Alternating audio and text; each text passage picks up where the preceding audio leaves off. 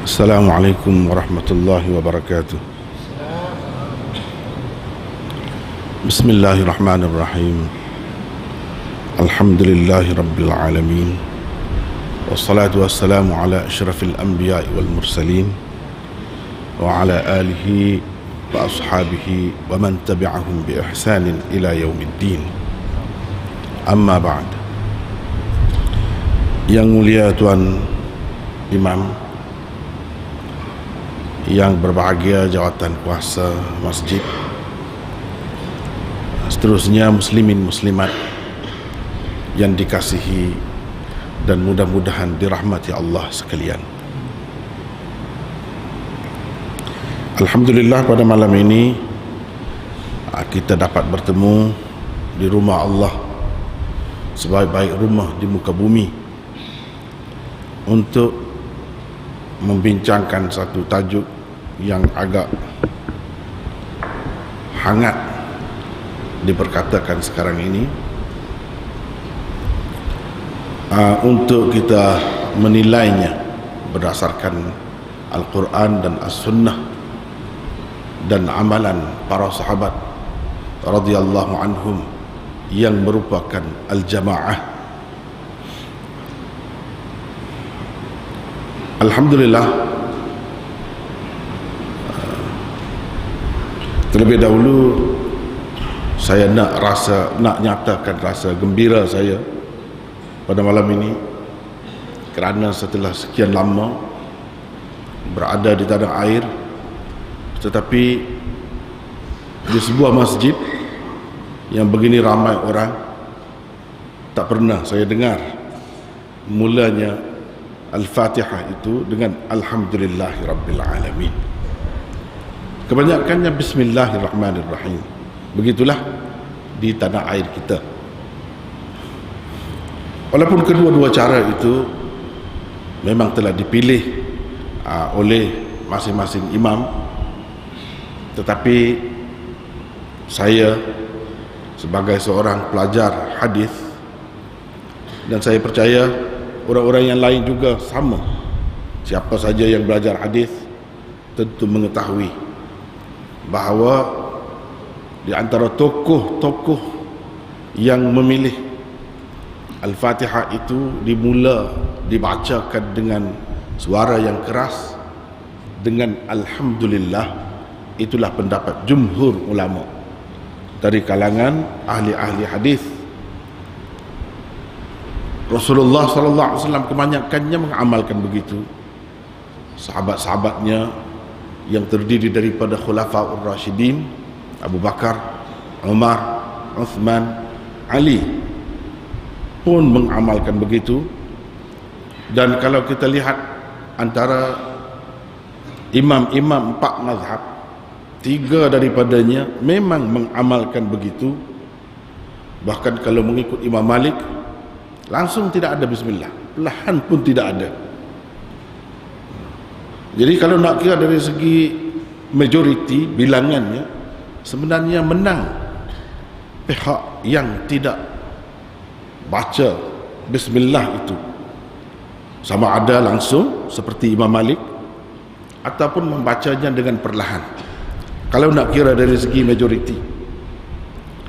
Tetapi malangnya masyarakat kita, walaupun seperti telah saya katakan tadi, semuanya boleh kerana dipilih oleh imam-imam besar, tetapi yang lebih ramai Imam Abu Hanifah, Malik, Ahmad, di kalangan 4 imam yang besar itu semuanya baca Alhamdulillah.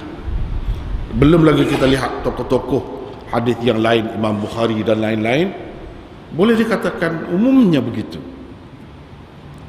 Tetapi masyarakat kita yang sebenarnya jauh daripada pengajaran hadis tidak dapat menilai benda ni. Alhamdulillah, saya rasa gembira dan mengucapkan syabas kepada orang-orang di sini kerana dapat menghidupkan sunnah Rasulullah sallallahu alaihi wasallam dan dapat memilih yang terbaik untuk diamalkan. Padahal di setengah-setengah tempat yang lain akan dipandang serong tu. Sampai begitu sekali. Sampai begitu sekali, kalau ada orang yang amalkan begitu, dituduh macam-macam. Sebab kita tidak menghidupkannya, menyebabkan masyarakat merasa ini terlalu asing, ini bukan yang benar. Padahal kalau kita merujuk kepada kitab-kitab, semuanya sebut begitu. Semuanya sebut begitu. Seolah-olahnya Malaysia ini ataupun Nusantara ini telah dikhususkan oleh Rasulullah sallallahu alaihi wasallam, telah disebut oleh Rasulullah supaya pakai mazhab Syafi'i, seolah-olahnya begitu. Sehingga tak mau beranjak, walaupun hadisnya lebih banyak, lebih sahih, imam-imam besar pun ramai, tapi mereka benda yang kecil macam itu pun tak boleh. Apalagi yang lain-lain lagi, banyak lagi yang lain. Tapi itu di luar daripada topik kita malam ni ya. InsyaAllah hanya permulaan saja. Tetapi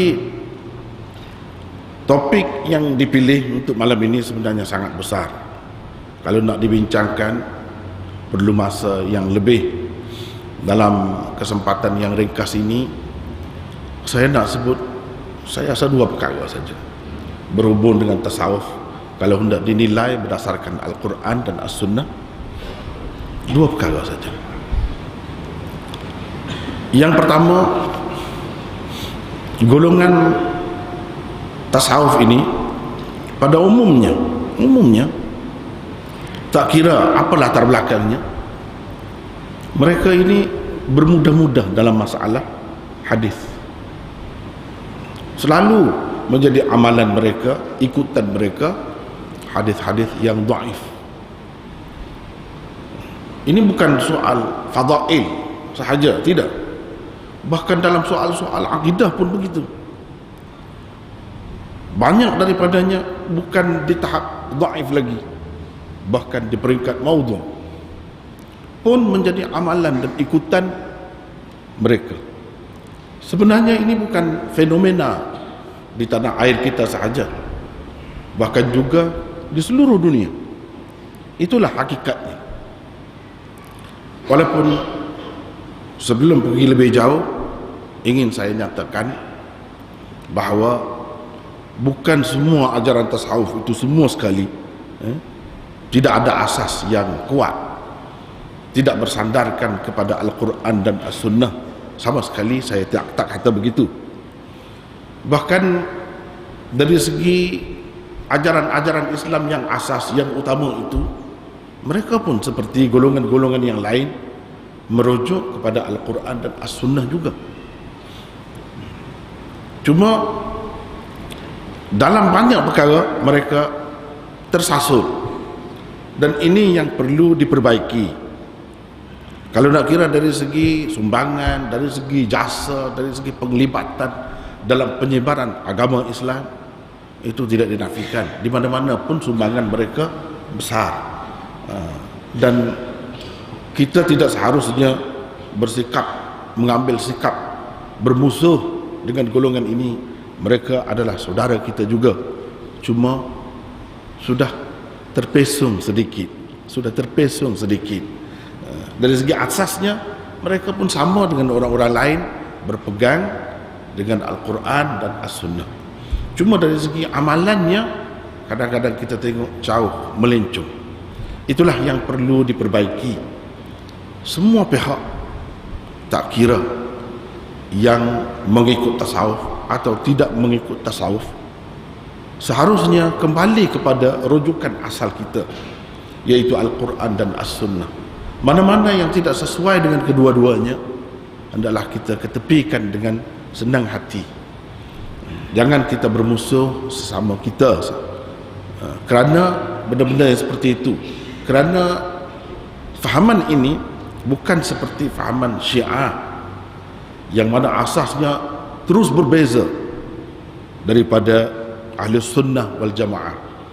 Dia ada Qurannya sendiri dengan dakwaan mereka, ada hadisnya sendiri, ada akidahnya sendiri. Bukan begitu. Rujukannya sama juga, cuma sedikit terpesong, sedikit tergelincir. Benda yang seumpama ini berlaku kepada sesiapa pun di dalam kehidupan ini. Bukan orang-orang tasawuf pun berlaku juga. Jadi yang perlu kepada kita setiap Muslim ialah memperbaiki diri. Mana-mana yang tidak sesuai dengan sunnah kita ketepikan, dan kita mengikut neraca yang telah ditinggalkan oleh Rasulullah sallallahu alaihi wasallam, yaitu baginda bersabda, taraktu fikum amrain lan tadhillu ma tamassaktum bihima kitab Allah wa sunnat rasulih. Aku tinggalkan kepadamu dua perkara, kamu sekali-kali tidak akan sesat selagi kamu berpegang teguh dengan kedua-duanya, yaitu kitab Allah dan sunnah Rasulnya, yang disebut oleh Rasulullah sallallahu alaihi wasallam sebagai penjamin untuk keselamatan akidah umatnya, ialah apabila mereka berpegang teguh dengan kedua-dua ini. Tidak pernah disebut oleh Rasulullah sallallahu alaihi wasallam perkara yang lain. Tidak pernah Rasulullah sallallahu alaihi wasallam menyertakan bersama Al-Quran itu sesuatu yang lain selain daripada sunnah baginda sendiri.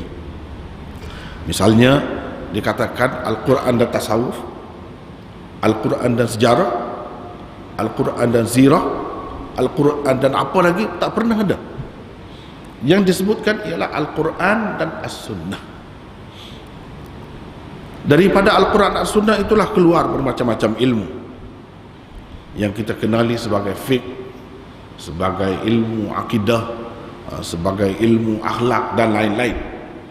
Begitu juga dengan tasawuf, pada dasarnya kedua-duanya diambil daripada Quran dan Sunnah itu juga.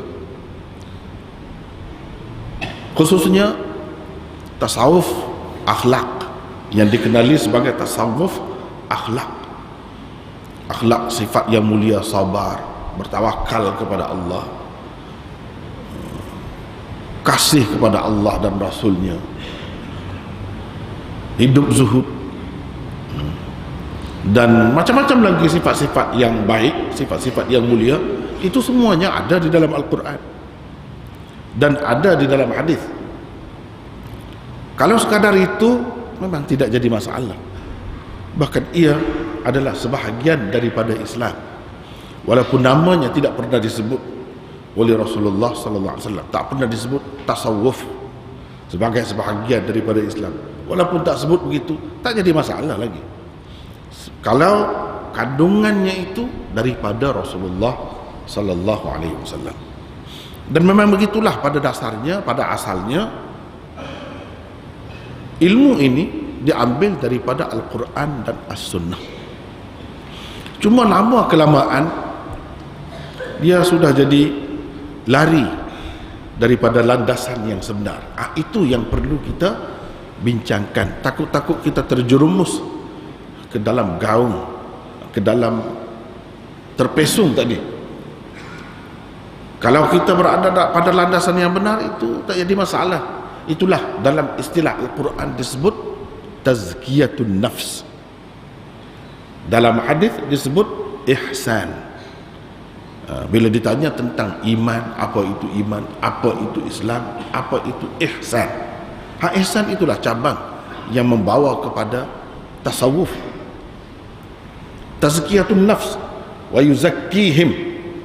Laqad manna Allahu 'alal mu'minin idh ba'atha fihim rasulan minhum yatlu 'alaihim ayatihi wa yuzakkihim wa yu'allimuhumul kitaba wal hikmah wa yuzakkihim. Yang tersebut di dalam ayat itu, ini salah satu tujuan dan peranan diutuskan seorang rasul, yaitu selain daripada nak mengajar Al-Quran, mengajarkan Al-Hikmah, Sunnah, baginda juga ditugaskan untuk mentazkiyahkan, menyucikan jiwa pengikut-pengikutnya. Usaha untuk menyucikan jiwa, membersihkan diri daripada sifat-sifat yang keji dan menghiaskan diri dengan sifat-sifat yang mulia, itulah yang dikenali sebagai tasawuf. Kalau sekadar itu tidak ada percanggahannya, tetapi yang kita nak lihat ialah percanggahannya. Sebab kalau kita semata-mata nak lihat dari segi persamaan, banyak persamaan. Dengan Yahudi pun ada persamaan kita, dengan Syiah pun ada persamaan kita, Dengan Kristian pun ada persamaan antara ajaran-ajaran dia tu.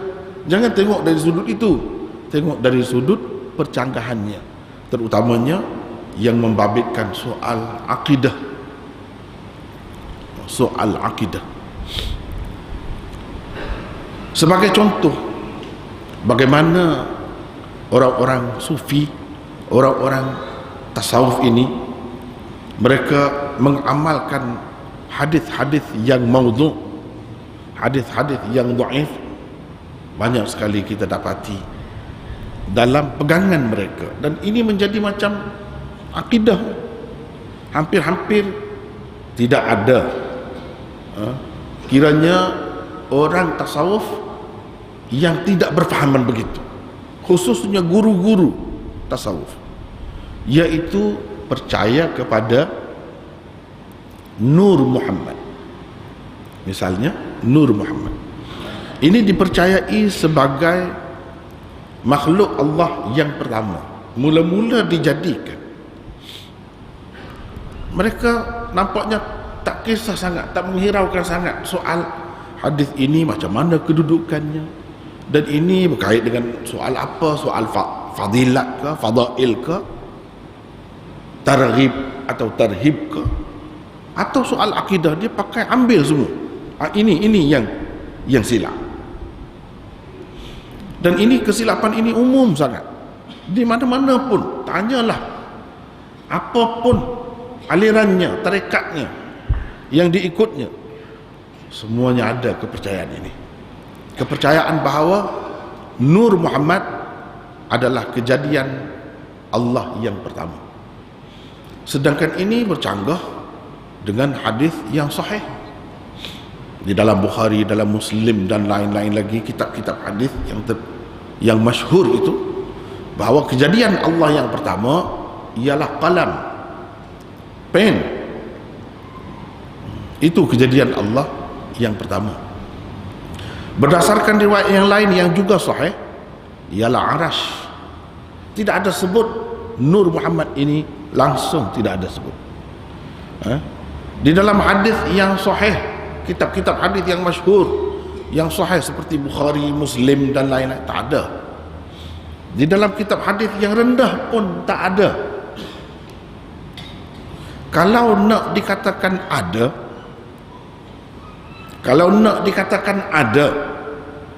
itu hanya ada di dalam kitab Musannaf Abdul Razak. Saya katakan, kalau hendak dikatakan ada, yang sebenarnya tak ada juga. Di dalam kitab Musannaf Abdul Razak itu pun tak ada juga. Sebelum ini saya telah tulis satu buku ni, pengaruh Syiah dalam tasawuf dan tarikat. Dalam ni saya buktikan, berdasarkan kajian saya rujuk berapa banyak kitab musannaf itu, cari hadis ini yang dikatakan hadis Nur Muhammad ini ada di sini, tak ada. Entah nuskhah mana yang dipakai oleh ulama-ulama dahulu bahawa ada benda ni dalam musannaf, atau mereka hanya dengar daripada orang lain. Orang lain cakap begitu, dia pun sambung. Boleh jadi juga begitu. Sebab kalau dilihat dalam kitab musannaf itu, cetakan mana pun yang ada sekarang ni, tak ada hadis itu. Usahkah kita nak kata ada yang dhaif? Dah kalau tak ada, macam mana? Kalau ini mengikut kaedah ulama hadis, kalau ada sekalipun, kalau ia dhaif, bercanggah dengan hadis sahih, kita tak boleh pakai. Kita tak boleh pakai hadis itu. Kalau katakanlah naik lagi, kita naikkan lagi setangga lagi, hadis itu sahih sekalipun, kalau kata sahih, dia bercanggah dengan yang lebih sahih daripada, tak boleh pakai dua. Kalau ia sahih bercanggah dengan yang lebih sahih, sekian ramai hafiz-hafiz hadis, itu jadi syadz. Hadis itu hadis syadz, tak boleh dipakai, apalagi untuk akidah. Ini akidah dah jadi pegangan. Kalau nak kata fadilat apa? Ini bukan soal fadilat. Ini soal kepercayaan, kita sudah percaya begitu. Dan kalau kita baca di dalam buku-buku yang memasukkan Nur Muhammad ni, cerita Muhammad ini, Nur Muhammad ini, maka macam-macam pula ada versinya, tak sama. Saya sebutkan dalam buku ini macam mana kejadian alam ini, mula-mula jadi ini, kemudian jadi ini, pecah daripada Nur Muhammad itu. Untuk apa dia cerita benda ni kalau tidak untuk diterima? Dan kemudian terima macam mana? Takkan terima saja, dengar saja macam kita dengar cerita dongeng. Ini atas nama agama, mestilah bila diterima dipegang. Itu sudah jadi akidah. Sedangkan hadisnya tak ada pun. Kalau dhaif tak boleh pakai, sudah bercakap dengan yang sahih. Jadi mungkar hadis itu, hadis mungkar pun orang tak pakai. Apalagi dalam bab akidah ni. Ini sekarang ni sudah soal akidah. Tetapi umumnya tanyalah orang tasawuf mana pun, bacalah kitab tasawuf mana, mesti dia ada bab itu. Setengah-setengah kitab tu muka surat pertama lagi ada, muka surat pertama lagi adanya. Kalau kitab-kitab Jawi lama, misalnya Daqaiqul Akhbar, Kashful Ghaibiyah, itu memang ada. Madarijus Su'ud, ini kitab tentang maulid, awal-awal lagi, muka surat pertama lagi sudah ada. Dan perkara ini umum, bukan di tanah air kita sahaja. Entah macam mana mereka boleh terima begitu. Inilah kalau kita nak timbang dengan neraca Quran dan Sunnah, jauh terpesong lagi. Mereka tak hirau langsung, tak kisah langsung apa kedudukannya hadis itu, tapi menjadi pegangan yang teguh dan kukuh, menjadi ikutan mereka di semua tempat. Begitulah keadaannya. Saya perhatikan di setengah-setengah negara ada juga ulama-ulama hadis yang hebat-hebat, tapi mereka terlibat dengan tasawuf juga. Yang terlibat dengan tasawuf tu pun tak terkecuali, dia terima juga padahal dia tahu hadis. Itu yang peliknya. Sepatutnya kalau sudah tahu hadis, dia tak pakailah itu. Tapi oleh kerana kuat pengaruh tasawuf ini kuat, jadi dia pakai juga. Entah macam mana nak boleh pakai begitu. Ini satu perkara yang ganjil sebenarnya, yang ganjil. Macam mana ulama-ulama ni dia boleh pakai begitu agaknya. Tapi yang kita maklum di tempat kita ni, misalnya kalau bersembahyang alhamdulillahirabbil alamin, itu semua orang alim maklum juga tahu. Abu Bakar, Umar, Uthman, Ali baca alhamdulillah, tapi mereka tak berani baca. Mereka baca ikut orang ramai, ikut orang ramai macam itulah. Tapi dia tahu, dia belajar hadis tu, dalam hadis tu ada sebut gitu. Dan imam-imam 3 daripada 4 itu tak baca, dia baca perlahan. Antaranya ada yang tak baca langsung, tapi baca kuat.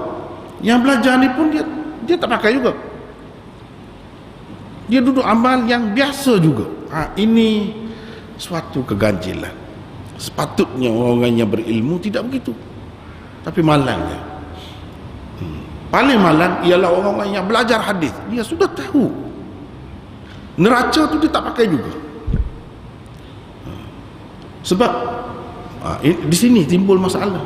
Mungkin dia lebih percaya kepada yang ini walaupun tidak ada asasnya. Ini sudah sampai ke peringkat bahaya tu. Bahaya sangat kalau macam tu. Dalam keadaan sedar. Kalau yang tak sedar tu, katalah tak sedar, macam mana dengan yang sedar? Ini cerita Nur Muhammad ini sangat meluas, dan ia sebenarnya ada kaitan dengan ajaran Syiah. Dia ada dalam ajaran Syiah, dia ada nur panjatan. Nur panjatan. Panjatan itu 5 pribadi. 5 pribadi. Nabi Muhammad sallallahu alaihi wasallam, Fatimah, Ali, Hasan, Husain. Ini 5 panja. Maknanya 5. Macam bahasa kita pun panca. Pancasila. Panca itu mana lima. Ini panja, lima. Tan maknanya diri atau pribadi. Lima pribadi suci. Kononnya nur ni mula-mula Nur Muhammad kemudian pecah jadi kepada yang beberapa tadi, berlegar-legar beberapa ratusan ribu tahun di sekeliling arasy sebelum jadi macam-macam kejadian alam ini. Itu dalam kepercayaan mereka. Nur panjatan. Orang ahli sunnah yang ikut cara tasawuf, dia pakai juga nur itu, cuma dia tidak kata nur panjatan, tak ada, Nur Muhammad sahaja. Tetapi dia boleh bersatu tu, dia boleh masuk. Suatu perikat dia boleh masuk. Satu nur pergi kepada Imamul Anbiya Rasulullah. Satu nur pergi kepada Imamul Auliya, yaitu Sayyidina Ali. Sayyidina Ali. Itu fahaman orang-orang Sufi, dan kemudian meresap orang-orang Syiah, kemudian meresap ke dalam fahaman Sufi. Sebab itu kalau kita perhatikan tarekat-tarekat tasawuf yang ada ini, sama ada tarekat Rifa'iyah, tarekat Syadziliyah, Naqsyabandiyah dan lain-lain, semuanya kalau kita perhatikan sanad dia tu, silsilah dia tu sampai kepada Sayyidina Ali. Ini menjadi tanda tanya, kenapa begini? Kalau Syiah dijawab, sebab Sayyidina Ali adalah Imamul Auliya, nur yang mula-mula terpecah kepada dua. Satu pergi kepada Imamul Anbiya, satu pergi kepada Imamul Auliya. Sebab apa semua tarekat dia pergi situ? Di situ kita nampak kenapa begini. Kenapa begini? Pergi kepada satu orang. Setengah-setengah tu pergi kepada Sayyidina Ali. Kebanyakannya begitu. Mana-mana yang ada tarekat Chistiyah ke apa ke namanya, semua sampai kepada Sayyidina Ali melalui anak cucu Sayyidina Ali yang dipercayai oleh orang-orang Syiah sebagai imam-imam mereka. Kalau kita kaji silsilah sanadnya, ia bermula dengan imam yang ke-8 di sisi Syiah, yaitu Imam Ali Ar-Ridha. Daripada situ naik. Ali Ar-Ridha ambil daripada Musa Kazim, Musa Kazim ambil daripada Ja'far Sadiq, Ja'far Sadiq ambil daripada Muhammad Al-Baqir, Muhammad Al-Baqir ambil daripada Ali Zainal Abidin, Ali Zainal Abidin ambil daripada ayahnya Husain, Husain ambil daripada Sayyidina Ali. Atau Hasan pecah situ, pergi kepada Sayyidina Ali juga. Sehingga mereka mengatakan tidak ada silsilah, yang ada mesti sampai kepada Sayyidina Ali. Ini sebenarnya nampak sangat pengaruh siapa sebenarnya, pengaruh apa. Setengah-setengah tasawuf dia tidak pergi melalui saluran itu, tapi pergi melalui saluran lain.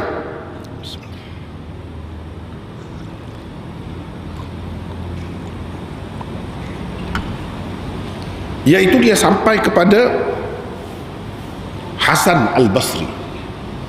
Hasan Al-Basri.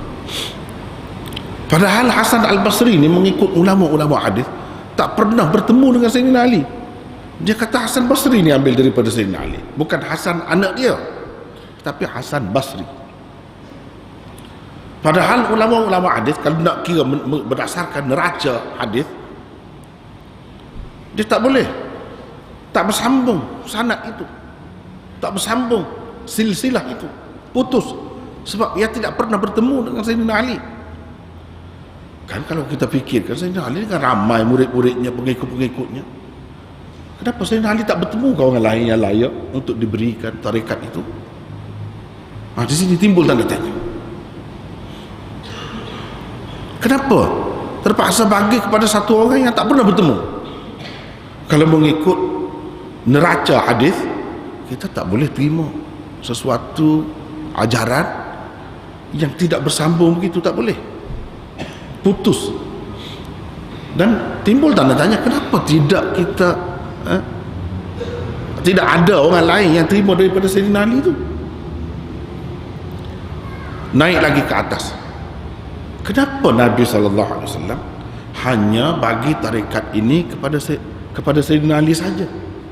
Bukankah sahabat-sahabat dia tu ramai? Apakah mereka tidak layak? Apakah mereka tidak layak? Jawab mereka, ya memang ini ilmu tinggi. Yang layak dalam ramai-ramai itu beribu-ribu sahabat Nabi itu Sayyidina Ali seorang saja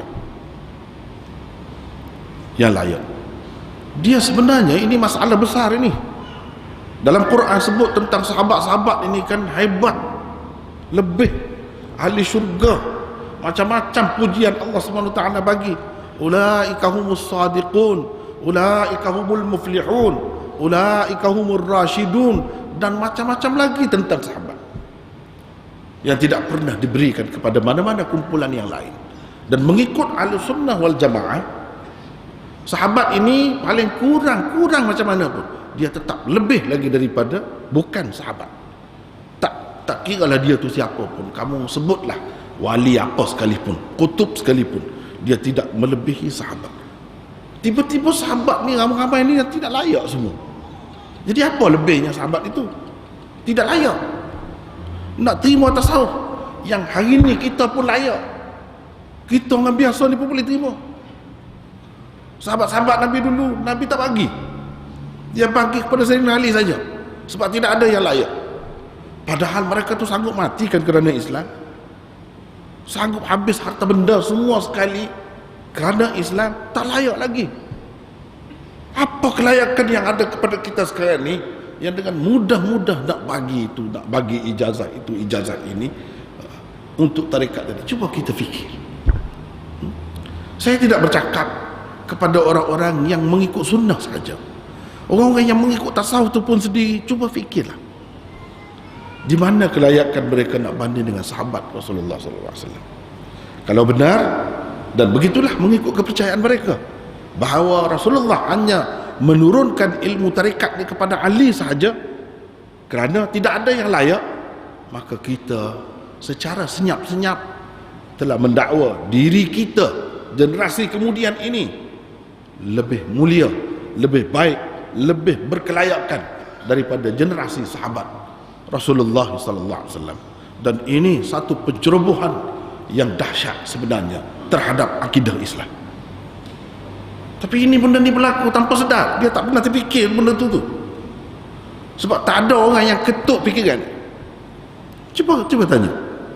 Tak layak. Kenapa tidak layak? Dia akan pergi jauh lagi. Rasulullah SAW tak pandai. Kalau pandai, dia boleh, orang bodoh macam mana pun dia boleh jadikan cerdik murid-murid dia. Hebat. Itu baru kita kata pendidik yang hebat. Ini semua dunia akui Rasulullah pendidik yang paling hebat. Tetapi nak cari yang layak untuk terima tarekat, untuk terima tasawuf, tak ada. Hanya seorang saja. Cuba kita fikir, di mana kelebihan Rasulullah SAW itu? Secara senyap-senyap, hakikatnya kita telah merendahkan Rasulullah SAW.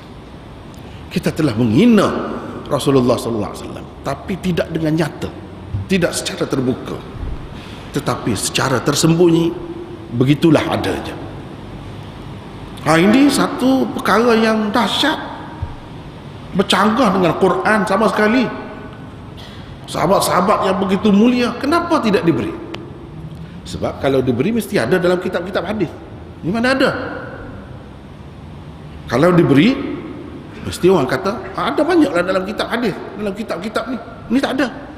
Jadi dia tak boleh nak kaitkan Rasulullah bagi juga kepada sahabat-sahabat yang lain, melainkan dengan mengatakan Rasulullah bagi secara rahsia, secara sulit kepada Sayyidina Ali. Artinya Nabi SAW telah menyembunyikan ilmu ini kepada sahabat-sahabatnya yang lain. Rasulullah tidak amanah, tidak bersifat dengan tabligh. Salah satu sifatnya mubaligh, menyampaikan kepada umat. Yang mana ilmu ni kalau nak kata sulit macam mana? Sekarang ni kita sudah sebar dengan luas. Kenapa Rasulullah tak boleh bagi pada sahabat-sahabat dia? Sulit pula kepada Sayyidina Ali. Kenapa begitu? Cuba tanya. Yang terpengaruh dengan tasawuf dan tarekat. Cuba tanya ini, kenapa berlaku begini? Satunya saluran imam-imam Syiah. Kalau ada, didakwa ada pun saluran itu. Syiah dengan senang dapat pancing kita. Dia akan kata, kenapa kamu bermusuhan sangat dengan kami? Apa salahnya kami? Kamu pun kan, kamu ikut walaupun tidak dari sudut fiqh, tapi dari sudut tasawuf. Semua coba tengok, kamu semua terima imam-imam kami. Kenapa kamu tak terima Syiah? Kenapa kamu kata Syiah dia sesat, sedangkan Syiah itu mengikut imam itulah juga? Dia akan kata begitu. Dan di situ kita tercekik, kita terperangkap dalam perangkap yang kita pasang sendiri. Inilah keadaan orang ahli sunnah yang terpengaruh dengan tasawuf. Dia tak sedar benda ni, apa akibatnya. Itu dua. Setengah-setengah golongan dia cuba kaitkan silsilah tasawuf itu dengan Abu Bakar pula. Sebab dah banyak orang kritik, kenapa Sayyidina Ali saja, dia ambil Abu Bakar pula. Jadi tarekat Naqsyabandi sampai kepada Abu Bakar pula. Yang sebenarnya ini rekaan semata-mata, tidak ada asasnya. Sebenarnya takut kritik, takut orang kata terpengaruh dengan Syiah, dia cuba bawa alihkan kepada Abu Bakar. Tetap persoalan yang sama timbul. Persoalan yang pertama tadi timbul, kenapa Ali dan Abu Bakar saja? Dalam ramai-ramai sahabat ini hanya dua orang saja.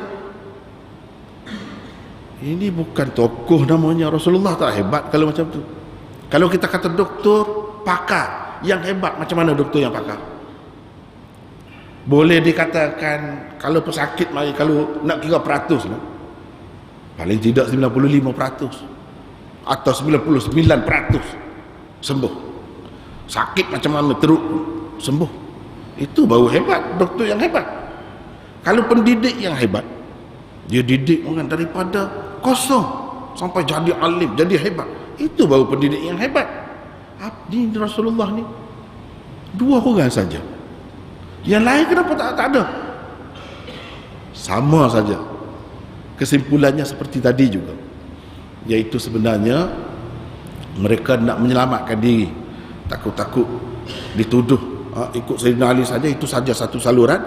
Saluran yang kedua, soalnya sahabat-sahabat yang ramai lagi itu kenapa tak layak? Cuba tanya sekarang ni, kalau begitu yang ramai-ramai ikut tarekat, yang ikut tasawuf sekarang ni, yang ikut tarekat lebih layak daripada sahabat. Kalau saya rasa malu saya, sebab kita jauh daripada sahabat itu. Tapi orang sekarang, sebab dia tak sedar sebenarnya, dia tak sedar hakikat ini. Ini antara yang terdapat di dalam ajaran tasawuf dengan tarekat-tarekatnya yang sebenarnya tidak ada. Yang keempat, cara yang keempat ialah bukan ada silsilah lagi, tidak ada sanad lagi. Sanad itu tidak penting, sebab mereka kaji tengok, kalau ada sanad pun bermasalah juga, orang akan pertikaikan juga, macam saya sebut tadi. Yang ni kenapa sanad satu saja, yang ni kenapa sanad ni putus, kenapa bagi kepada Hasan Basri, murid-murid Sayyidina Ali yang belajar siang malam dengan dia, itu tidak layak. Tak ada seorang pun yang layak. Macam mana pula Sayyidina Ali itu bertemu dengan Hasan Basri yang tidak lahir lagi? Macam mana? Jadi orang akan pertikaikan sanad-sanad itu. Maka ada satu lagi jalan keluar yang dipilih oleh mereka, iaitu dengan mengatakan tarekat ini diterima oleh syekhnya secara langsung daripada Rasulullah sallallahu alaihi wasallam. Bukan dalam mimpi, bukan dalam mimpi, main-main mimpi, tak. Ini yaqazah, secara sedar bertemu dengan Rasulullah. Rasulullah ijazahkan satu tarekat kepada dia. Termasuklah dalam tarekat ini macam tarekat Ahmadiyah, tarekat Tijaniyah. Ini yang diterima kononnya daripada Nabi secara langsung. Yalah, persoalan yang sama timbul. Macam mana kalau benda ni perlu? Rasulullah SAW tak ajar daripada awal lagi kepada sahabat-sahabat dia. Setelah sekian lama, beratus tahun, barulah terpilih satu orang untuk diajarkan ilmu ini. Ilmu ini perlu ke tidak? Sejauh mana keperluannya? yang kita bersungguh sangat sekalian itu sejauh mana? Kalau perlu sungguh, Rasulullah SAW tentu sudah ajar sahabat-sahabat dia. Dia tak ajar. Tiba-tiba dia ajar kepada satu orang, setengah tu dakwah dalam Kaabah, jumpa dengan Rasulullah, setengah tu dakwah di Masjid Nabi, setengah tu dakwah macam-macam lah tempat. Jadi Rasulullah SAW bagi kepada dia ijazah tarekat yang tertentu, maka berterusanlah tarekat itu, memanjanglah silsilahnya yang kemudian tu ada. Tapi di antara dia dengan Rasulullah, kita berhenti sekejap insyaAllah.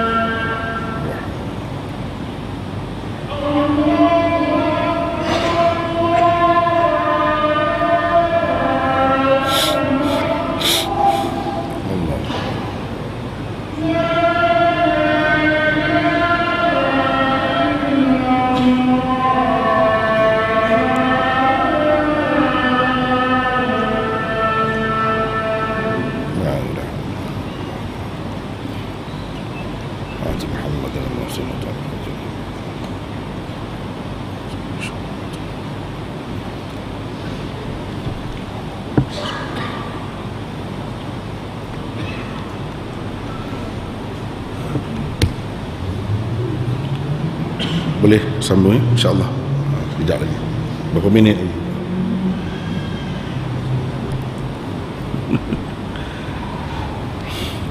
Muslimin muslimat yang dirahmati Allah sekalian, seperti saya sebutkan tadi, perbincangan sangat panjang, masa kita sempit. Mudah-mudahan Allah luangkan masa untuk kita bincangkan pada kesempatan yang lain insyaAllah dengan lebih panjang. Saya telah sebutkan satu perkara tadi, bagaimana penyelewengan golongan tasawuf. Dalam tasawuf itu lari daripada landasan sunnah Rasulullah SAW dan jamaah sahabat, di mana ia meninggalkan kesan yang begitu buruk kepada akidah umat. Seterusnya, kalau nak bagi contoh lah, saya nak bagi contoh satu lagi. kalau dalam bab akidah, iaitu tentang Khadir. Setengah orang kata Khaidir, orang kita nama Khaidir ramai kan, yang tepatnya Khadir. Khadir itu kalau dalam hadis yang sahih disebut hidup di zaman Nabi Musa alaihissalam. Orang-orang sufi, tak kira apa tarikatnya, di mana pun, boleh dikatakan semua percaya yang Khadir itu masih hidup sampai sekarang. Ada juga yang dibimbing tarekat, syekh-syekh tarekat dibimbing oleh Khadir pula, bukan oleh Nabi tapi Khadir, kerana katanya Khadir ini masih hidup lagi. Sedangkan mengikut ulama-ulama hadis, Khadir ini sudah meninggal. Dia manusia biasa seperti orang lain, tak boleh hidup dalam jangka masa yang begitu lama. Dan untuk kita terima macam tu, kita kena ada dalil, ada bukti daripada Quran ataupun hadis. Dalam hadis Rasulullah sallallahu alaihi wasallam, pada suatu malam Nabi sallallahu alaihi wasallam kata, tidak akan hidup orang yang ada pada malam ini di atas muka bumi ini seorang pun lepas 100 tahun. Tak ada. Berdasarkan hadis itulah Imam Bukhari dan lain-lain mengatakan Khadir telah meninggal. Sebab di zaman Rasulullah dia kata tak ada siapa pun yang hidup malam ni akan melebihi 100 tahun daripada sekarang. Memang sahabat-sahabat diteliti oleh pengkaji-pengkaji bahawa tidak ada yang melebihi 100 tahun selepas itu. Kalau Khadir itu memang ada, memang tak mati lagi sampai ke zaman Rasulullah sallallahu alaihi wasallam, maka selepas 100 tahun itu sepatutnya dia sudah meninggal dunia berdasarkan hadis itu. Tetapi orang-orang sufi mengatakan dia tidak, tak mati lagi. Sering kali kita dengar dan kita baca di dalam kitab-kitab tasawuf bahawa tiba-tiba seseorang itu dipukul belakangnya. Bila ditanya siapa pukul, dia cerita sendiri dipukul. Khadir yang pukul belakang dia. Kalau Khadir sudah mati, macam mana nak pukul belakang dia? Lepas tu dia bercakap-cakap pula dengan Khadir tu. Kenapa pukul? Sebab kamu ajar ilmu yang tinggi sangat, orang ramai tak boleh faham. Jadi Khadir tegur dia. Itu ceritanya. Dan benda ini umum, di mana-mana pun terima. Kalau orang yang ada sedikit terpengaruh dengan tasawuf, walaupun dia ni syekhul hadis, betul saya cerita, sebab pengalaman saya di Pakistan, di India, berapa ramai syekhul hadis, dia masih lagi terima Khadir ini hidup, padahalnya dalilnya tidak ada. Kalau Rasulullah sallallahu alaihi wasallam wafat, sepatutnya orang lain juga wafat. Innaka mayyitun wa innahum mayyitun, kamu mati, mereka juga mati. Kalau kita nak terima, adalah satu orang yang tak mati lagi, Nabi Isa. Itu ada dalil, ada hadisnya yang sahih, dan ada ayatnya, ada ayat Quran. Walaupun masih lagi dipertikaikan oleh ulama, adalah juga. Ini tak ada langsung hadis yang sahih ke dhaif ke. Dhaif adalah yang masih ada di zaman Rasulullah sallallahu alaihi wasallam tu, tapi itu dhaif, tak boleh nak pakai. Ini masalah akidah, soal kepercayaan. Hadis-hadis yang dhaif tak boleh pakai.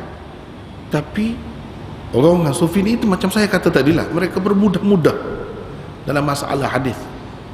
Tak kira hadis ni untuk apa ni kita nak buat, macam semua macam fadail semua. Yang didakwanya dalam masalah fadail boleh hadis dhaif, tapi yang dipakai bukan masalah dalam fadail saja, dalam perkara akidah pun pakai juga. Contohnya ini, sedangkan bercanggah dengan hadis yang sahih. Dan kalau muslimin dan muslimat sekalian fikir, kaji sedikit, saya ada sebut dalam buku ini, sebenarnya ini juga pengaruh Syiah. Ramai orang kita sekarang ni sudah faham Syiah ini sesat, ajaran yang tak betul. Dia sudah faham itu, tapi dia tak sedar berapa banyak lagi dalam sunni dia akidah ahli sunnah tu, pegangan ahli sunnah tu, pengaruh Syiah berapa banyak dia tak sedar. Sehingga kalau orang kata itu Syiah, dia marah. Sebab apa? Turun-temurun dah terima seolah-olahnya itu pegangan ahli sunnah wal jamaah. Yang sebenarnya ialah Syiah dia ada Imam Mahdi. Imam Mahdi Syiah tak sama dengan Imam Mahdi yang disebut dalam hadis-hadis ahli sunnah itu. Imam Mahdi Syiah ni telah lahir 1000 tahun lebih dahulu, dan bila dia lahir tu ketika berumur 6 tahun dia lenyap, gaib, masuk dalam satu lubang di Iraq namanya Samurra, masuk situ. Kemudian dia ada akidah lagi, banyak lagi cerita akidah ghaibah sughra, ghaibah kubranya, ketika ghaibah kehilangan kecil. Kehilangan kecil tu ada lagi pihak-pihak tertentu yang boleh bertemu dengan dia. Bila sampai satu peringkat ghaibah kubra, tak boleh lagi siapa bertemu. Dan Khomeini di dalam bukunya Al-Hukumah Al-Islamiyah mengatakan entah tak tahu berapa ribu tahun lagi Imam Mahdi itu nak keluar, tak tahu. Tapi Imam Mahdi itu adalah, cuba kita fikir, kalau Imam Mahdi 1000 tahun dahulu sudah lahir, sekarang ni 1000 berapa ratus tahun dah selepas Rasulullah sallallahu alaihi wasallam wafat, selepas hijrah berapa ratus tahun, 1400 tahun lebih dah. Sudah selama itu dia tak mati. Boleh kan tak mati? Itu menunjukkan boleh tak mati. Jadi dia buat cerita lah supaya kita orang-orang Islam ni, ahli sunnah wal jamaah ni, makan umpan dia. Dia kata dari segi logiknya, kamu kenapa susah sangat nak terima Imam Mahdi kami, walaupun sudah 1000 tahun lebih umur dia. 1000 tahun itu Khadir berapa ribu tahun hidup lagi, kamu sendiri pun percaya. Sudah kita terkena pula kita, sebab kita percaya begitulah. Jadi dia buat dalil pula yang sebenarnya ini kedua-duanya tak boleh pakai. Imam Mahdi Syiah kau hidup 1000 tahun lebih atau berapa ribu tahun lagi, tak boleh, tak ada dalil. Bagi kita dalil hujah daripada Quran dan Sunnah, tidak ada hujah itu. Kalau Nabi Isa ada, Nabi Isa ada, wa min ahlil kitab illa la yu'minan nabihi qabla mautih. Tidak ada seorang pun ahli kitab melainkan akan beriman dengannya sebelum kematiannya. Itu berdasarkan Quran. Siapa nya di situ? Nabi Isa.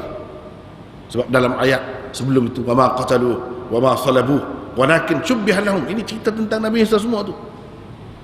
Itu dalilnya. Kemudian dalam hadis banyak sampai ke peringkat mutawatir hadisnya Nabi Isa ni hidup lagi. Itu sebab kita terima, walaupun bercanggah dengan akal kita. Tak ada orang sepanjang tu umurnya boleh hidup, tapi kita terima sebab ada dalil. Yang Imam Mahdi, yang Khadir ni tak ada dalil. Macam mana kita nak terima? Dengan sebab itu sepatutnya kita tak terima. Tetapi yang terima di antara kita, di kalangan kita ni siapa? Ialah golongan tasawuf dan tarekat. Inilah sebab apa mereka terpesong, sebab tak pakai hadis sahih, tak tahu cara guna hadis. Sepatut di sini kena hadis macam mana nak jadi akidah. Kalau Nabi satu hadisnya mutawatir, bolehlah mutawatir, bolehlah. Apalagi ada ayat Quran, bolehlah. Tapi kalau yang ni mana ada? Dengan sebab itu kita tak boleh, kita pakai mengikut cara biasalah. Yang lain-lain tu bila tidak ada dalil, kita kata matilah. Seperti mana-mana orang yang sudah mati, bila panjang sangat umur, kan umur orang sekarang ni berapa yang paling panjang? Ada yang baru meninggal di mana? Di Kelantan, 100 berapa? 25 tahun. Itu yang paling tua. Dan kalau Nabi Khadir, Nabi, dia ada khilaf lagi di situ, Nabi ke atau wali. Mereka dia kata, ada orang tasawuf kata wali, Sebab itu menunjukkan wali lebih daripada Nabi. Pergi cerita lain. Tengok Khadir, lebih daripada Nabi Musa lagi. Dia bawa ke situ. Padahal cerita tu maksudnya lain. Dan kita tidak nak pergi ke situ, jadi panjang pula. Cuma dari segi logiknya, kalau dia ada semasa dia di zaman Nabi Musa, orang nampak dia. Bila dia nak tumpang kapal itu, penghuni-penghuni dalam kapal itu tahu kenal dia. Sebab itulah mereka dibiarkan naik dan dibagi percuma saja. Sebab Khadir itu dikenali. Soalnya, kenapa sekarang ini kalau dia manusia dahulu orang nampak, kenapa sekarang ni tak nampak? Di mana dia? Kenapa tak muncul? Kalau dia, kita kata tubuhnya orang zaman dulu tu tinggi, sepatutnya nampaklah semua. Kenapa tak nampak? Dia ni jin ke atau manusia? Dari segi logik saja. Apa pakaian dia? Dia duduk di mana? Kenapa dia bersembunyi? Dia selalu ditemui di belantara, di padang pasir. Orang yang sesat tu dia boleh bertemu. Cerita jalan ini, jalan kamu yang sebenar. Jadi hilanglah masalah orang yang sesat. Tapi di zaman Rasulullah sallallahu alaihi wasallam, Rasulullah berdoa, berperang dengan orang kafir sampai jatuh selendangnya, doa. Di mana Khadir pada ketika itu? Dia boleh pergi rata dunia, dia boleh pergi. Kalau kita terima, kalau kita terima, dia boleh pergi rata dunia, boleh pergi. Dia boleh berjumpa dengan syekh itu, syekh ini. Kadang-kadang bukan syekh pun, orang tak semayang pun dia berjumpa juga. Dia boleh. Kenapa dia tak terasa, tak teringin dia nak bertemu dengan Rasulullah sallallahu alaihi wasallam? Kalau kita kata dia bertemu, mana dia sahabat? Sahabat masih hidup lagi, ada lagi. Itu bercanggah pula dengan kaedah yang banyak perkara akibatnya. Dan kita orang Islam ni tidak diajar menerima khayalan. Nyatalah kalau dia manusia, kita nampaklah, kenapa tak nampak? Ada pula disebut orang ni nampak, orang ni tak nampak. Ini fashion apa? Ada sebahagian nampak, sebahagian tak nampak ni. Kalau manusia semua orang nampak. Dan untuk apa dia bersembunyi? Alangkah baiknya kalau dia duduk di tempat saya semalam ni mengajar, lagi senang, lagi baik. Dia orang lebih. Ini dari segi logiknya tak boleh terima. Tapi yang boleh terima benda ni siapa? Itu benda yang menyeleweng. Kenapa mereka menyeleweng? Puncanya tak mahu pakai hadis yang sahih. Tak tahu ini dalam bab apa. Kita sepatutnya kalau nak pakai hadis mana? Quran ayat mana? Begitu caranya. Baru betul, baru selamat. Itu baru yang pertama. Tadi saya sebut dua perkara. Saya nak sebut dua perkara saja malam ni. Punca penyelewengan dan mereka tergelincir daripada landasan yang benar. Satu, kerana bermudah-mudah dalam menerima hadis. Yang kedua, kerana tidak menerima pakai bid'ah idhafiyah. Inilah yang sering berlaku dalam masyarakat. Sebenarnya saya pun terfikir juga, apa sebab orang ramai ni, masyarakat ni umum ni, memanglah kalau patutlah kalau dia tak tahu, yang belajar pun dia tak tahu juga. Dia duduk kata pembahagian bid'ah ni, bid'ah hasanah, sayyi'ah, bid'ah ni ada 5, itu saja. Dia tak pernah didedahkan. Ini hakikat sebenarnya. Sebab saya pun belajar di pondok juga di sini, saya tahu. Tak pernah didedahkan kepada pelajar-pelajar bahawa bid'ah itu dalam pembahagian yang lain, dan pembahagian itu adalah lebih tepat terbahagi kepada bid'ah hakikiyah dan idhafiyah. Bid'ah hakikiyah ialah sesuatu yang tak pernah Nabi buat, tak pernah Nabi suruh, bahkan Nabi larang ada. Misalnya ketika kesedihan, meratap, mengoyak-ngoyak baju, menampar-nampar muka, atau mengambil pasir dan tanah curahkan di atas kepala. Itu Rasulullah sallallahu alaihi wasallam larang. Laisa minna man darabal khudud wa syaqqal juyub. Bukan dari kalangan kami orang yang menampar-nampar pipinya ketika kesedihan dan mengoyak-ngoyak kolar bajunya. Bukan dari kalangan kita, Nabi kata. Jadi ini maknanya Nabi tak ajarlah. Tiba-tiba kalau orang buat begitu, itu bid'ah lah. Bid'ah apa? Bid'ah hakikiyah. Bid'ah sebenar-benar bid'ah. Yang kedua, bid'ah idhafiyah. Bid'ah idhafiyah ialah sesuatu yang pada asalnya memang ada, diajar oleh Rasulullah sallallahu alaihi wasallam. Ia ada asasnya dalam agama. Cumanya diberi rupa atau kaifiat atau cara atau diikatkan dengan sesuatu waktu yang tertentu yang tidak pernah diikat oleh Rasulullah sallallahu alaihi wasallam, maka jadilah ia bid'ah idhafiyah. Bid'ah idhafiyah ni umumnya ini bukan orang sufi saja. Masyarakat Islam yang belajar agama di tempat kita tak pernah didedahkan. Dia kata bid'ah idhafiyah ni tak ada. Bid'ah idhafiyah ni macam mana? Iaitu Allahu Akbar, la ilaha illallah dan sebagainya. Itu kan Rasulullah sallallahu alaihi wasallam ajar tu, ada kelebihannya. Itu termasuk dalam zikir, azkar. Tiba-tiba yang ni kita nak buat dengan cara kita sendiri. Bagi mereka bolehlah, sebab asasnya elok. Bila elok, cara tu pandai-pandailah kita buat sendiri, tak salah, boleh. Ini mengikut ramai dari kalangan kita ni, dia faham gitu. Ini satu kesilapan besar. Betul, ini bukan bid'ah hakikiyah, tapi ia termasuk dalam bid'ah idhafiyah. Kita nak tahu bid'ah yang macam ni betul ke tak betul, kita kena tengok Rasulullah, kena tengok sahabat-sahabat dia buat macam mana. Jangan kita fikir dengan akal kita, rosak macam tu. Contohnya Ibnu Umar, bila dia tengok orang sembahyang duha dalam masjid, dia baling dengan anak batu, dia halang. Dalam syarah hadis, termasuk syarah Imam Nawawi, dia kata sebenarnya ada yang kata Ibnu Umar tak tahu yang sembahyang duha ni ada. Ada yang kata dah, tak pernah sabar. Orang yang alim macam dia tu tak tahu. Yang dia marah tu bukan kerana marah orang nak sembahyang. Sembahyang tu apa salahnya? Sembahyang tu memang Nabi sallallahu alaihi wasallam ajar. Bahkan Nabi sallallahu alaihi wasallam pesan sahabat dia supaya buat sembahyang duha itu. Takkan dia nak marah dengan orang yang buat sunnah? Jadi jawab mereka, dia marah kerana mereka menentukan kaifiat atau cara yang tertentu untuk sembahyang duha itu.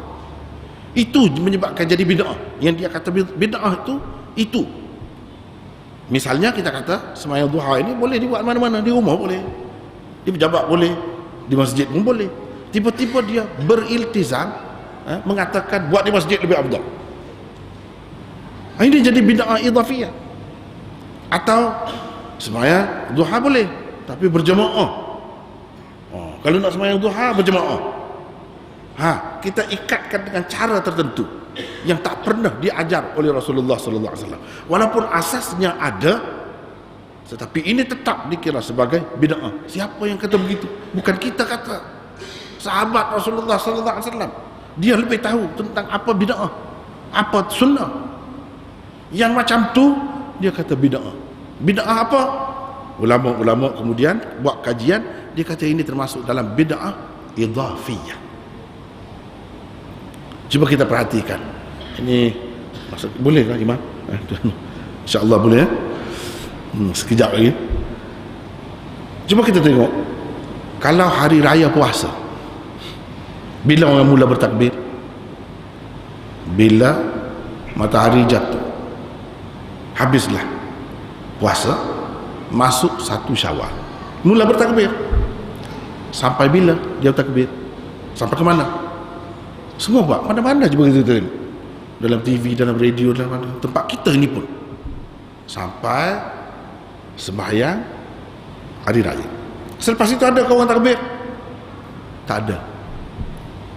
Berbeza dengan hari raya haji, mula malam takbir. Berapa hari takbir? 3 hari. Dalam radio, dalam TV, sibuk mana-mana. Kenapa begitu? Tak bolehkah kalau kita buat raya puasa 3 hari tu macam raya haji? Apa salahnya? Itu kan takbir, itu kan Allah suruh, Nabi suruh, itu benda yang bagus, ibadat, zikir. Apa salah kalau kita buat? Tapi kenapa kita tak buat? Tolong jawab itu. Kenapa tak buat?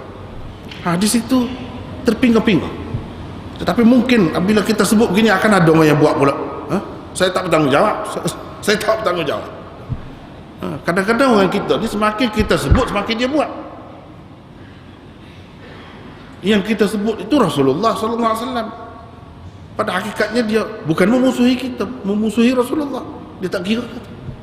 Kalau kita kata bubur Ashura tu, kenapa buat pada 10 tu saja, bulan tu saja, bulan-bulan lain pun elok tu, kuih bagus tu kita boleh makan. Apa salahnya buat pada musim lain? Bila kita kata begitu, dulu dia nak buat satu kawah, dia buat 2 kawah. Inilah fenomena dalam masyarakat Islam kita, susah. Macam tadi, mungkin akan ada dia nak menyahut cabaran kita, dia akan buat. Cuba buat dulu, nak tahu macam mana. Tapi dalam kitab-kitab sudah kata setakat itu. Mazhab apa pun setakat itu. Nak tengok kenapa kamu tak boleh buat, kenapa kamu tak buat. Dia akan kata sebab Nabi sallallahu alaihi wasallam tak buat. Itu kan jelas Nabi sallallahu alaihi wasallam tak buat. Yalah, apa salahnya kalau Nabi tak buat pun? Sekarang itu kan takbir, apa salahnya? Allahu akbar, dia selalu ajar, itu bagus. Apa salahnya kalau kita tak boleh? Kenapa tak boleh? Kalau buat juga orang panggil apa? Kenapa yang takut sangat tu? Jawabnya dia pergi situ. Beda. Sebab Rasulullah SAW tak buat. Di sini pandai pula pakai tu. Yang Rasulullah tak buat, tak boleh, kita tak boleh buat. Kalau kita buat jadi beda. Kenapa tak pakai yang ni untuk semua? Sebab bendanya sama juga. Bendanya sama juga. Samalah dengan sekarang ni, yang sibuk-sibuk nak zikir menari apa semua ni kan. Ini macam betul lah. Sebab zikir tu ada. Zikir tu memang Allah suruh, alladzina yadhkuruna Allah qiyaman wa qu'udan wa ala junubihim. Orang yang berzikir ketika berdiri, ketika duduk, ketika baring. Jadi dia kata itulah dalilnya boleh zikir menari. Padahal dalam tu mana ada sebut menari. Yang ada sebut berdiri, duduk, baring. Ayalah kalau kita campur semua tu boleh jadi menari. Tengok cara dia menyimpulkan maksud daripada ayat Quran itu, nampak sangat mempermain-mainkan Al-Quran.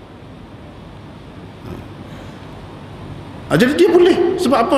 Dia tak kisah asalkan zikir, ikutlah buat macam mana-mana pun. Tak ada istilah bid'ah idhafiyah, tak ada. Padahal tadi ada dalam masalah takbir hari raya tu, pakai pula situ. Tapi di sini tak kisah, buatlah macam mana, zikir macam mana, pusing-pusing, ligat pusing, tak apa, sebab zikir. Padahalnya alladzina yadhkuruna Allah qiyama, Nabi SAW sudah ajar kepada kita ikut yang tu lah, macam mana zikir sambil berdiri. Kita kan nak masuk masjid, tadi saya datang masuk masjid, adakah zikir bila nak masuk masjid?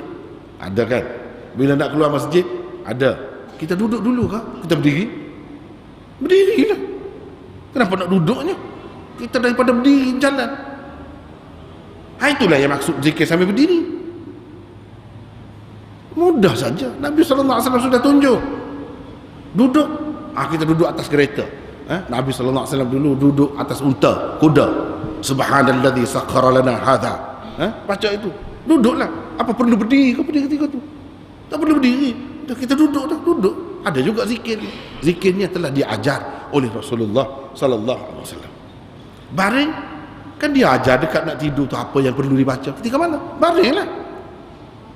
Itu maksudnya, bukan nak pergi bawa kepada menari, jauh tu pergi tu.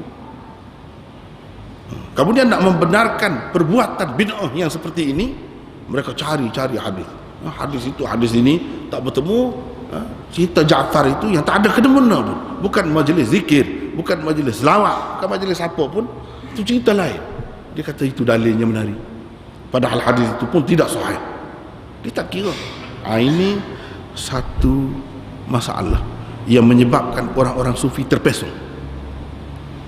Kalau dia betul-betul mengikut Al-Quran dan Sunnah, percaya kepada Allah dan percaya kepada Rasul, itulah yang tersebut sebagai rukun iman. Sepatutnya mereka kembali ke sini. Tak perlulah berkeras, tak perlulah berdegil. Kita nak berkelahi dengan siapa? Kita nak berkelahi dengan siapa? Jangan ingat ini nak bermusuh dengan saya. Tak ada apa, saya tak ada apa. Yang saya sebut tadi baca saja. Benda tu daripada Allah, daripada Rasul. Apa maknanya kita semua dakwah kasih kepada Allah, kasih kepada Rasul. Sedangkan yang Rasulullah buat kita tak ikut, kita buat pandai-pandai kita dalam agama. Kalau benda ni boleh, Rasulullah kenapa tak buat dulu? Kalau benda ni bagus macam ni, kenapa dia tak buat dulu? Kalau cara ini lebih baik, kenapa dia tak buat yang lebih baik? Maknanya kita lebih istimewa, lebih pandai lagi daripada Nabi SAW dan sahabatnya. Ini bahaya tu. Dia akan jadi begitu. Kalau kita kata Rasulullah sudah buat dah tapi belum sempurna, jadi kita cuba sempurnakan dengan cara zikir menari, dengan cara zikir perdana, dengan cara selawat perdana dan sebagainya. Ini kita buat, bermakna secara tidak langsung kita kata Rasulullah meninggalkan agama di dalam keadaan tidak sempurna. Sedangkan Allah Subhanahu wa taala sudah berfirman, "Al-yauma akmaltu lakum dinakum wa atmamtu 'alaikum ni'mati wa raditu lakumul Islam madina." Jelas dah agama dia sudah sempurna. Kalau ada orang lain yang menambah baru sempurna, maknanya yang agama yang Rasulullah SAW tinggal dahulu tidak sempurna. Kita tuduh Allah pula. Allah kata sudah sempurna, kita kata tidak sempurna. Ini semua bahaya tu, mengancam akidah. Tapi ramai daripada kita ni tak sedar malangnya. Mudah-mudahan Allah memberi taufik dan hidayah kepada semua kita umat Islam di Malaysia dan di mana-mana pun. Semoga Allah SWT buka pintu hati untuk mengikut ajaran Allah dan Rasulnya. Semoga kita terselamat dunia dan akhirat. Jadi saya rasa oleh kerana masa tidak mengizinkan, hanya sekadar itulah untuk perbincangan kita pada malam ini. Ingat dua perkara penyelewengan, antara sebab penyelewengan mereka, yang pertama, tak kisah sangat tentang hadis, mudah-mudah. Yang kedua, memandai-mandai dalam urusan agama, tokok tambah. Dan bagi mereka tidak ada istilah bid'ah idhafiyah itu. Ini bahaya. Dan ini bercanggah dengan amalan sahabat-sahabat yang cukup kenal apa itu sunnah dan apa itu bid'ah. Jadi hanya sekadar itulah. Mohon maaf sekiranya ada terkasar bahasa. أقول قولي هذا وأستغفر الله العظيم لي ولكم والسلام عليكم ورحمة الله وبركاته.